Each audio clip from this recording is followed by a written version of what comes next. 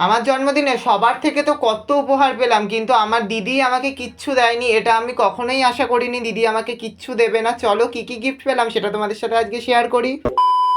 তো বন্ধুরা, বিকেলবেলা চলে এসেছিলাম একটা দিদির বাড়িতে, আর ও দেখো কি সুন্দর প্রত্যেক কটা গিফট প্যাকিং করে তার মধ্যে কলকা এঁকে আমাকে কিন্তু দিয়েছে। তাই প্রত্যেক কটা খাম থেকে তো একটা একটা করে গিফট বার করলাম। আর দেখো এটার থেকে বেরোলো একটা হাইলাইটার, যেটা আমার খুবই দরকারি একটা জিনিস। তারপরে হলুদ খামটার মধ্যে ছিল একটা নোটবুক, যেটার মধ্যে আমি আমার দরকারি জিনিসপত্র লিখে রাখতে পারবো। আর সব থেকে সুন্দর জিনিস ছিল এইটা, দেখো কি সুন্দর এপার ওপার করে খুলছে আমার ছবি দেওয়া একটা ক্রাফটের কাজ। এগুলো করতে যে কত সময়, কত ধৈর্য, কত মেজারমেন্টের দরকার, সেইগুলো আমার থেকে ভালো কেউ বুঝবে না। তাই আমি তো প্রচন্ড খুশি হয়েছি। নিজের হাতে তৈরি জিনিস এরকম যে একটা গিফট পাবো আমি কখনোই ভাবিনি। তো এরপর সন্ধ্যাবেলায় বন্ধুদের কাছে চলে আসাতে পেয়েছিলাম দেখো এই একটা ওয়ালেট, যেটার মধ্যে আমার নাম লেখা, আর এই একটা কাচের জার। আমার তো ভীষণ ভীষণ পছন্দ হয়েছে, কারণ এরকম একটা জিনিস আমি কিনতাম। আসলে এই জিনিসটা যে আমাকে দিয়েছে তাকে আমি অনেকদিন আগেই এটার একটা ছবি পাঠিয়েছিলাম যে এটা আমি কিনবো, কিন্তু সে যে আমাকে এই জিনিসটাই উপহার দেবে আমি কখনোই ভাবতে পারিনি। আর আমার তো ভীষণ ভালো লেগেছে এটা। তো এরপর বাড়ি চলে আসতেই এই দুজন চলে এসছে আমাকে গিফট দেওয়ার জন্য। তো আজ তো আমি অনেক কিছু গিফট পেয়েছি, আর মা কিন্তু আমাকে একটা জুতো দিয়েছে, যেটা তোমাদের সাথে আর শেয়ার করলাম না। যতই গিফট পাই না কেন,